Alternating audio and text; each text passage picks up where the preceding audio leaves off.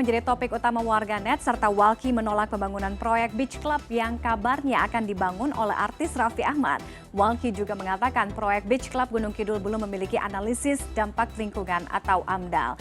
Kita akan berbincang, kita bahas bersama Dimas Ramadan Perdana, Deputi Direktur Walki Yogyakarta. Selamat siang Mas Dimas. Selamat siang. Baik, Mas Dimas, Walki Yogyakarta menolak keras karena menganggap proyek ini menyalahi tata ruang, merusak wilayah Batuan Kars. Nah, apa kemudian yang dianalisis oleh Walki terkait dampak pembangunan yang dapat merusak wilayah Kars tersebut? Ya, terima kasih. Jadi dari Wali sendiri sebenarnya melihat kawasan Bantang Alam Kars ini sebagai kawasan yang wajib untuk dilindungi. Karena ketika kita merujuk secara definisi bahwa Kars itu kawasan bentang alam Kars sesuai dengan Permen SDM, Kars yang menunjukkan bentuk endokars dan eksokars tertentu yang memiliki ciri khas seperti itu. Nah, jadi memang kalau dari Wali sendiri melihatnya Kars di Gunung Sewu ini atau di Gunung Kidul ini merupakan tipe holokars yang dari batuan karbonat yang kemudian di sana banyak kemudian muncul bukit-bukit secara ribuan gitu, sekitar ada 7.000-an bukit yang membentuk kerucut gitu, yang kemudian memiliki fungsi untuk menjaga ekosistem dan kemudian akuifer yang ada di dalam Kars tersebut. Kayak gitu. Nah, jadi ketika kemudian kawasan Kars itu kemudian diganggu, tentunya akan berdampak pada proses ekologis yang ada di sana seperti itu. Oke, kalau kita berbicara secara topografi, Mas Dimas, topografi di Gunung Kidul, di pantai Gunung Kidul ini memungkinkan atau tidak menjadi kawasan ekonomi untuk pembangunan beach club, kemudian resort atau sejenisnya? Iya, kalau dari sisi kemungkinan atau tidak seperti itu, beach club di laut pun juga mungkin bisa. Apalagi di Bukit Kars. Nah, tapi yang perlu jadi catatan adalah bagaimana proses pembangunannya sebenarnya, itu kajiannya seperti apa. Karena sebagai suatu aquifer gitu yang berpotensi bukit-bukit Karsnya dengan porositas sekundernya, kalau kami mengumpulkan data itu sekitar 30%, itu berperan untuk mengalirkan air yang kemudian dapat disimpan di sana.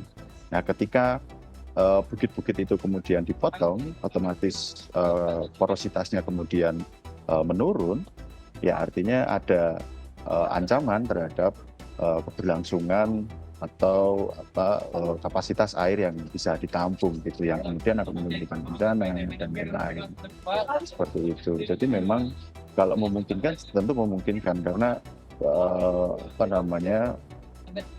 perkembangan teknologi dan lain-lain itu memungkinkan terjadi di mana-mana. Tapi yang perlu dibaca adalah bagaimana terus kemudian dampaknya seperti itu. Oke, Mas Dimas, tanggapan Walki terkait dengan bagaimana upaya dari pemerintah Kabupaten Gunung Kidul dalam menggenjot investasi, sementara ini punya dampak, kita bisa katakan dampak kerusakan terhadap lingkungan. Kalau tadi mungkin Mas Dimas juga mendengarkan wawancara CNN di tayangan sebelumnya bersama Bupati Gunung Kidul menyatakan jangan semuanya digeneralisir sebagai kawasan ekonomi. Ini kan sebenarnya kan kepentingannya untuk kesejahteraan masyarakat Gunung Kidul gitu. Ini kan punya potensial aset atau aset yang sangat potensial ke depannya, besar sekali ini.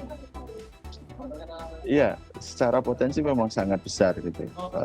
Punya kawasan Kars memiliki ekosistem yang potensinya kemudian bisa menunjukkan kehidupan masyarakatnya. Tapi yang jadi catatan adalah investasi ini kemudian jangan menjadi investasi yang sembrono gitu, tanpa kajian, kemudian belum ada izin dan lain-lain yang tiba-tiba muncul dan sudah melakukan aktivitas pemangkasan dan lain-lain kayak gitu. Nah, itu yang menjadi sembrono gitu investasinya. Investasi yang seharusnya beradaptasi dengan kondisi kawasan tersebut. Kawasan Kars memiliki karakteristik yang berbeda, ya artinya approach-nya harus berbeda seperti itu. Jangan sampai justru investasi ini terjadi justru malah mendenaturalisasikan si investasi ini gitu. Oke, intinya tidak menghambat atau tidak menutup kemungkinan ada investasi, tapi perlu ada analisis, perlu ada kajian, jangan sampai merusak lingkungan. Artinya kalau singkat kata harus ada win-win solution. Bagaimana kemudian alamnya terjaga, tapi rakyatnya atau masyarakat di sekitarnya itu juga sejahtera. Nah, win-win solution yang dilihat dari Walhi seperti apa supaya bisa memaksimalkan wilayah bentang alam Kars ini di Gunung Kidul? Ya, kami malah justru mendorong masyarakat lokal yang ada di depan untuk melakukan pengembangan pariwisata. Karena sebenarnya kan beberapa pariwisata yang kemudian diinisiasi oleh masyarakat lokal itu sudah existing di sana, gitu, tanpa perlu kemudian merusak dan mengubah bentuk alam dari Kars tersebut. Sebenarnya itu jangan sampai justru malah masyarakat lokal karena iming-iming investasi besar itu hanya menjadi penonton saja, kayak gitu. Nah, jadi jalan tengahnya memang oke, boleh investasi, tapi etika lingkungannya kemudian juga perlu diperhatikan. Kemudian kondisi kawasan kawasan wilayahnya kemudian diperhatikan, kondisi budaya dan sosialnya juga diperhatikan. Itu menjadi penting gitu, karena kajian itu hari ini seperti proyek di Beach Club BGZ itu ya belum ada hingga hari ini. Hanya itu perlu didorong sebenarnya.